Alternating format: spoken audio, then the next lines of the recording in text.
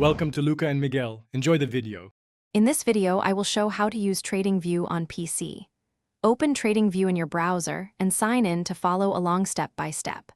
I'll walk you through setting up a workspace, adding symbols to a watch list, and customizing chart types and indicators. You'll learn how to switch timeframes, save layouts, and use basic drawing tools so you can analyze markets confidently and quickly on your computer. Let's explore charts and tools in a friendly, clear way so you don't feel overwhelmed. Start by adding common indicators such as RSI and moving averages to understand momentum and trend. Use drawing tools to mark support, resistance, and trend lines for better trade planning.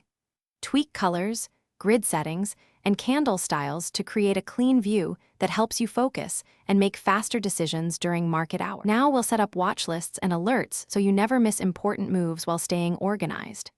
Add symbols to a watch list and group them by sector, strategy, or priority for quick access.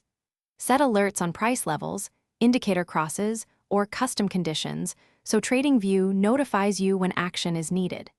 Save these as templates to reuse across sessions and sync them to the cloud for consistent access on any device.